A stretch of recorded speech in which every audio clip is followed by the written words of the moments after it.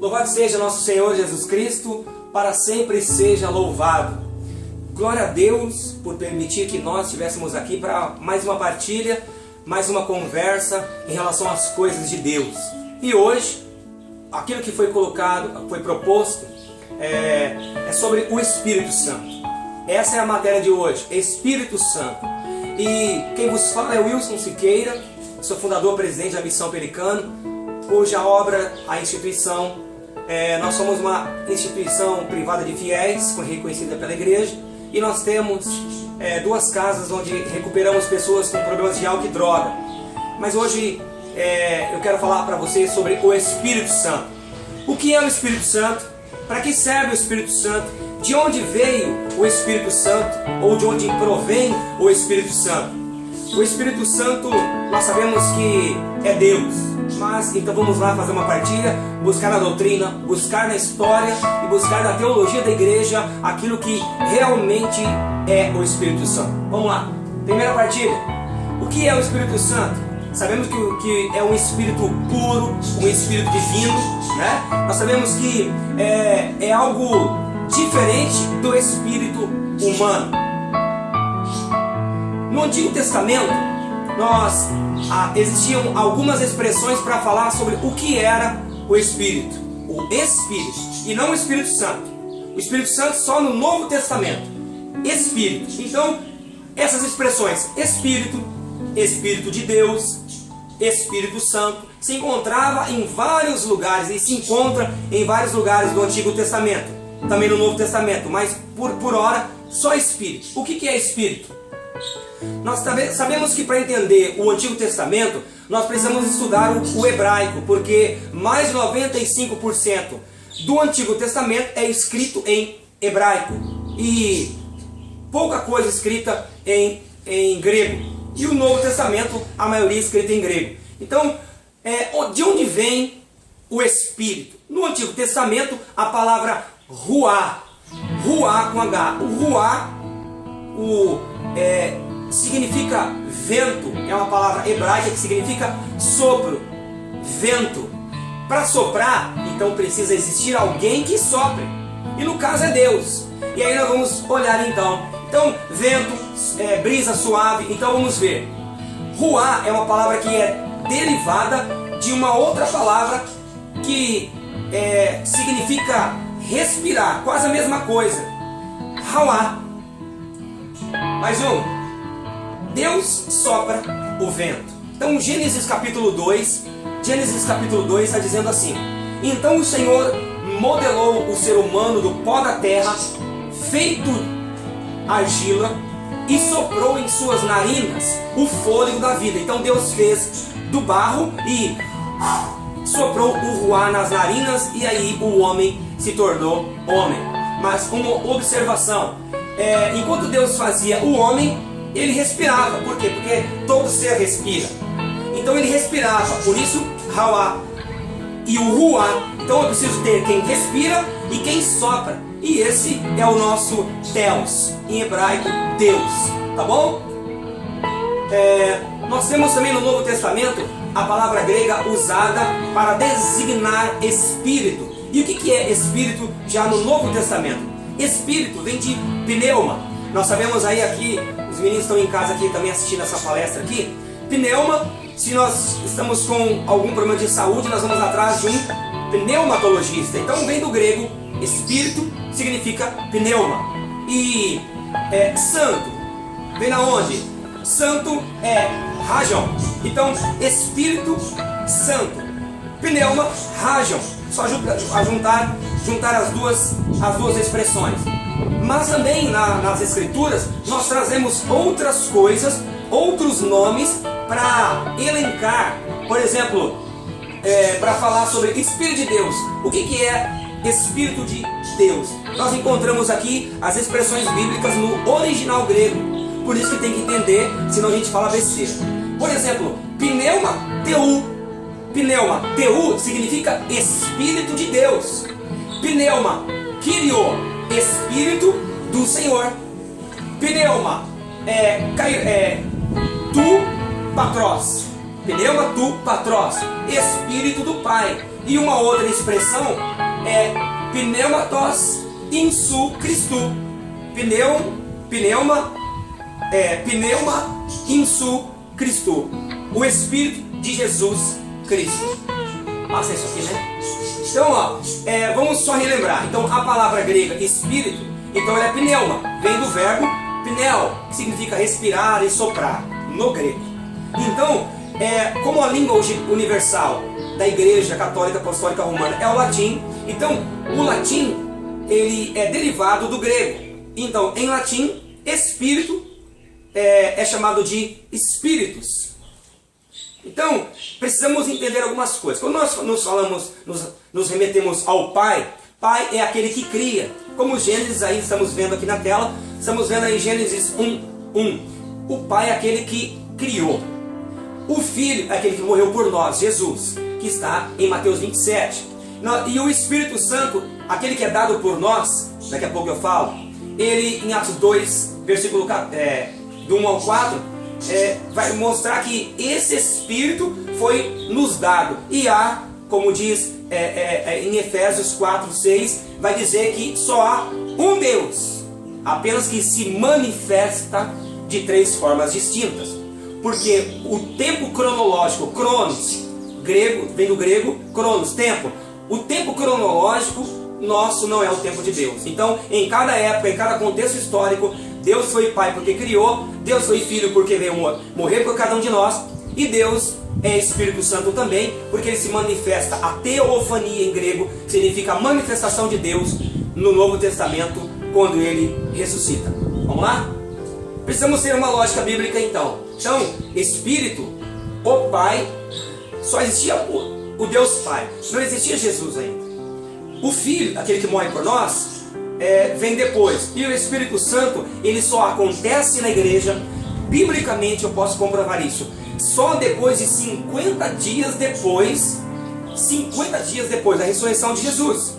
Ele ressuscita, fica um determinado tempo, sobe aos céus, depois de uma semana ele vem. Juntando toda essa época dá 50 dias, o que nós chamamos de 50 dias, o dia de Pentecostes, o dia em que o Espírito Santo desceu sobre a vida dos apóstolos, como Atos capítulo 2, tá bom? Vamos lá, então Deus ele se manifesta na terceira pessoa, Deus Espírito Santo. Só que nós precisamos ter alguma lógica bíblica, senão a gente fica falando besteira e não entende. Alguns pregam aí dizendo assim: quando Deus estava criando o céu e a terra, na obra de criação de Deus, o Espírito Santo estava lá.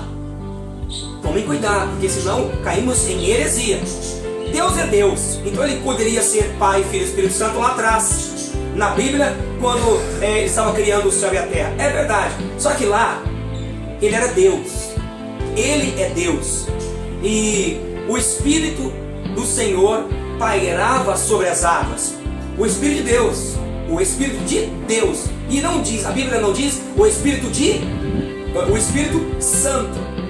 Essa é a diferença. Então nós precisamos entender, senão nós falamos algumas besteiras. Como por exemplo, nós vemos também essa outra frase: quando Deus está criando tudo e deseja criar o homem, ele diz: façamos o homem à nossa imagem e semelhança. Eu não coloquei aqui, mas está em Gênesis 1:26. Vamos lá. O Espírito Santo é uma promessa, então é uma necessidade para o nosso coração, é uma necessidade para a nossa alma. Então vamos ver, em Joel, capítulo 2, no versículo 28, estava aquela grande profecia, que era para os dias de póstumos aos apóstolos. Por exemplo: derramarei o meu Espírito sobre todos os povos. E era uma promessa para frente, a promessa nunca é para trás, a promessa ela é para o futuro. Então derramarei. Também em Mateus 28:19, o próprio Cristo, Jesus, quando já manifestado os dons, os milagres, onde ele já começou a trabalhar, ele disse: ide a todos os lugares, a todas as nações, e ele fala assim: batizai todas as criaturas em nome do Pai e do Filho e do Espírito Santo. Mas já no Novo Testamento. No Antigo Testamento não. No Antigo Testamento é Espírito de Deus, e aqui agora o próprio Cristo está falando que é para manifestar o Espírito Santo. Vamos lá. Deus derrama o Espírito para duas coisas: sermos filhos e não mais escravos. Para sermos filhos e não mais escravos, como diz Gênesis 3, versículo 6. Mas existem pessoas que desacreditam da graça sobrenatural profunda do Espírito Santo. Por exemplo, esse homem que aparece na tela, Ari. Ari foi um padre que viveu em Alexandria, e esse padre, ele desacreditava da moção, da ação do Espírito Santo. Ele dizia que o Espírito Santo não era Deus, e também Jesus não era verdadeiro Deus e verdadeiro homem. Então ele diz, ele vai colocar algumas coisas que eu já vou colocar para você. Então, ele acreditava que Jesus era Deus, não era Deus, mas somente o enviado do Pai, um receptáculo. Essa é a palavra. Receptáculo é quem recebe. Se ele recebe Deus, então ele não é Deus. Essa é a visão de Ario. E Ario vai ser combatido, que eu já mostro. O Espírito Santo vem do Pai, mas não é o Pai. Deus é diferente de Jesus e o Espírito Santo também. Então, na visão de Ario, ele fala que Jesus e o Espírito Santo era apenas semelhante, mas não era Deus. Santo Atanásio, um grande santo cristão, ele começou a brigar nas ideias, dizendo que não, dizendo que Ario, por mais que fosse padre, que fosse um homem bem inteligente, ele estava errado. Então, o imperador Constantino, ali nos primeiros séculos já, nos primeiros anos da era cristã, no século 3, lá em 325, o imperador Constantino, ele acaba organizando, junto com a Igreja Católica, em especial o Papa São Silvestre, eles organizam o primeiro sínodo, ou também por alguns chamados de concílio. E lá, mais de 300 padres e bispos se reuniram. 318 padres e bispos. E aí, em 325, então eles acabaram entrando em confronto nas ideias com Ario, e eles diziam desse jeito: quanto ao que concerne a este sínodo de Niceia, o imperador Constantino o Grande, por persuasão de Alexandre, bispo de Alexandria, o reuniu em seu palácio de Niceia, cidade da Bitínia, depois de ter convocado todos os bispos da Ásia, da África e da Europa, para combater e condenar, de acordo com a Escritura Santa, a heresia de Arius, ou Ario, para alguns, um padre de Alexandria que negava a divindade de Jesus Cristo. E aí, se disse assim, então: os bispos convocados concluíram que houve, de toda a eternidade, 3 pessoas distintas, o Pai, o Filho e o Espírito Santo, conforme se pode ver principalmente pelos 2 credos. O credo que a gente reza hoje na igreja: crê em Deus Pai Todo-Poderoso, o Criador do céu e da terra. E outro credo, niceno-constantinopolitano. Parece até um palavrão, né, galera? Então estava dizendo assim, ó: creio em um único Deus e Pai onipotente, que fez o céu e a terra, em um único Senhor Jesus Cristo, Filho de Deus, unigênito do Pai, nascido antes de todos os séculos, Deus de Deus, consubstancial ao Pai, que desceu dos céus e foi encarnado do Espírito Santo pela Virgem Maria, e no Espírito Santo Senhor e vivificante, que procede do Pai e do Filho, que é adorado e glorificado. Organizando, junto com a Igreja Católica, em especial o Papa São Silvestre, eles organizam o primeiro sínodo, ou também por alguns chamados de concílio. E lá, mais de 300 padres e bispos se reuniram. 318 padres e bispos.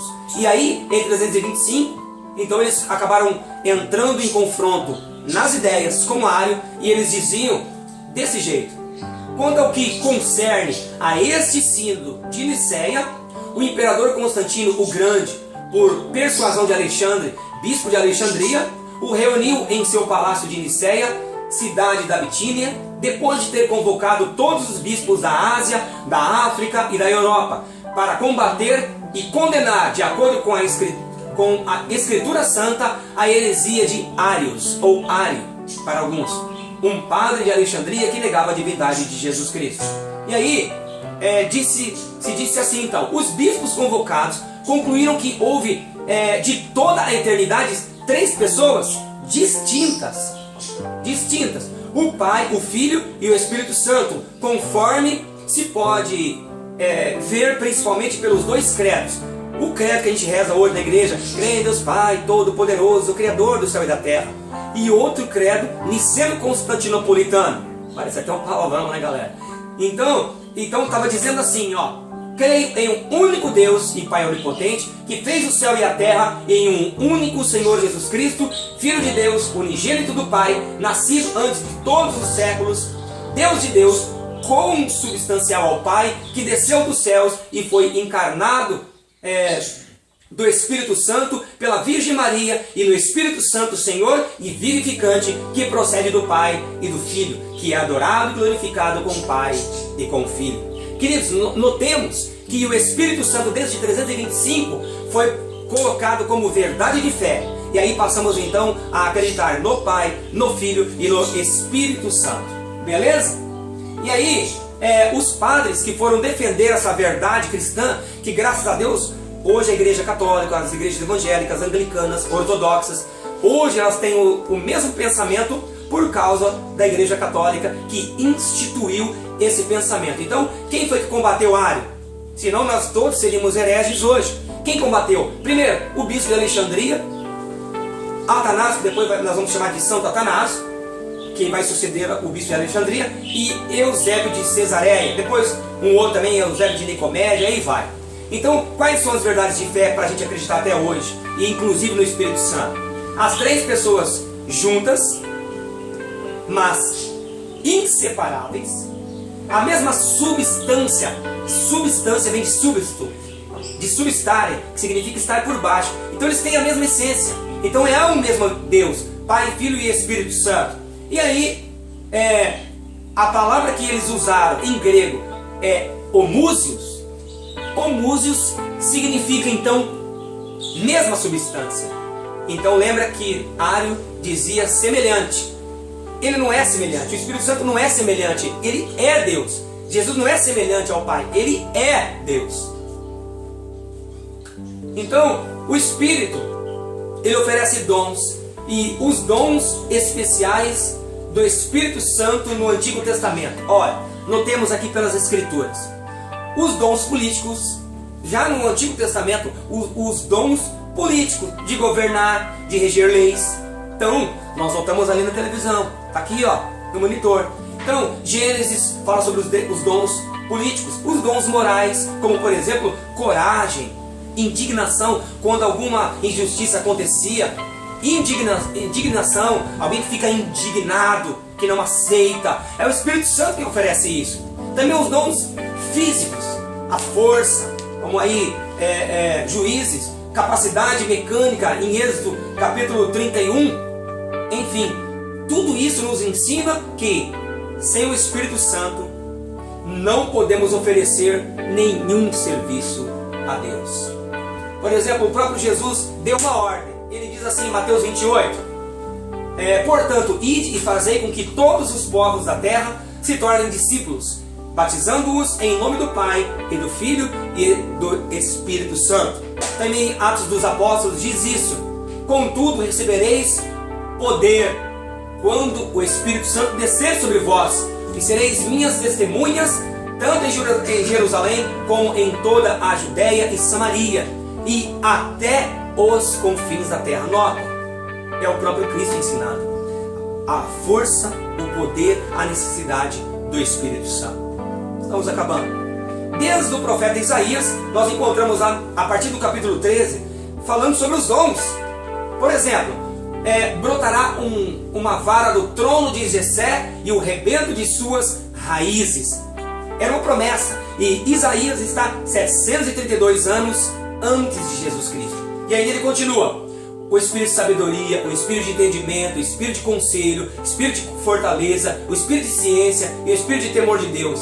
E pronunciará os seus decretos no temor do Senhor. O profeta Isaías, 732 anos antes de Jesus. Então, nós sabemos que a Bíblia, a partir de Isaías, nos oferece os 7 dons do Espírito Santo. E esses 7 dons, sabedoria, fortaleza, entendimento, inteligência, sabedoria, fortaleza, inteligência, temor de Deus, conselho, piedade, ciência ou ciências, nós conseguimos perceber que esses dons, ele vem através do Espírito Santo. E a doutrina católica, lá no Catecismo da Igreja, o capítulo 1831, fala desse jeito. Os 7 dons do Espírito Santo são a sabedoria, o entendimento, o conselho, a fortaleza, a ciência, a piedade, o temor de Deus. Pertence em plenitude a Cristo. Então é Cristo quem nos oferece. Então, na teologia sacramentária, ou na teologia sacramental, nós vemos o seguinte: os 7 dons do Espírito Santo, é o Espírito Santo quem dá, mas dá onde? No batismo. Porque quando você é batizado, você é entronizado nos neófitos, nos novos congregados da fé cristã. E aí, os 7 dons, para acontecer, basta você querer ser batizado. E aí os dons, eles são para você mesmo e para a edificação da igreja. Vamos lá, ainda continuando na teologia sacramentária. Para recebimento dos dons é preciso 2 coisas: matéria e forma. O que são essas 2 coisas, matéria e forma? Matéria, por exemplo, é a roupa do batizado, é a vela, é o óleo ungido que o bispo abençoa uma vez por ano, que o Espírito Santo derrama a bênção uma vez por ano na missa dos santos óleos. A matéria, a materialidade. E a forma. Qual é a forma? A forma: o padre estende as mãos como ministro e ele diz: eu, como sacerdote da igreja, eu vos batizo em nome do Pai e do Filho e do Espírito Santo. E nesse momento então, os dons, os carismas, tudo de bom e de melhor penetra a alma humana. Então, quais são os benefícios para que o Espírito Santo aconteça em nossa vida? Os benefícios ao coração, para que a pessoa tenha visões da parte do Espírito Santo, a visão humana, a visão espiritual, visões em Atos 2:17, manifestações dos dons do Espírito Santo, que está em 1 Coríntios capítulo 12, maior desejo de orar, de interceder, de ajudar as pessoas, que está lá também em Atos 2:41 para frente. O maior amor e compreensão da própria palavra de Deus, que é a própria pessoa de Jesus Cristo, personificado, por isso persona, do latim pessoa, a pessoa de Jesus. Também a convicção cada vez maior de que Deus, Ele está conosco. Deus, Ele nos dá a convicção cada vez maior de que Ele é o nosso Pai. Que está lá em Atos 1:4, Romanos 8:15. Quem quiser depois pode rever o vídeo, tá bom? Então, nós sabemos que 1 Coríntios capítulo 12 vai falar sobre outros dons, mas são chamados de dons carismáticos. Eu não vou entrar hoje, tá bom? Os dons carismáticos são diferentes dos dons do Espírito Santo. Os dons do Espírito Santo são dons que recebemos nos sacramentos. E esses dons então, Xololô, esses dons aí de serviço, são os dons carismáticos que os movimentos da igreja, em especial a Renovação Carismática Católica, nós da Missão Pelicano gostamos bastante, que está lá em 1 Coríntios capítulo 12, para o bem da pessoa, mas em especial para o bem da comunidade. Os dons estão divididos em 3 áreas: os dons de revelação, de inspiração e dons de poder. E nós sabemos que esses dons vêm do Espírito Santo. Queridos, não dá para falar tudo, precisamos, a igreja tem mais de 2000 anos de história. E o Espírito Santo é aquele que tem muita história para fazer com que recaia sobre o nosso coração. Então vai a nossa primeira partilha, nossa segunda melhor partilha do ano, e tenho certeza que outras virão. Que Deus poderoso, através da unção poderosa do Espírito Santo, derrame sobre o seu coração a certeza de que nós não podemos ficar apenas nesses vídeos, se não viver a graça sobrenatural do Espírito Santo. Um beijo no teu coração. Se Deus quiser, outra hora estaremos juntos aí, falando sobre outro tema. Deus abençoe.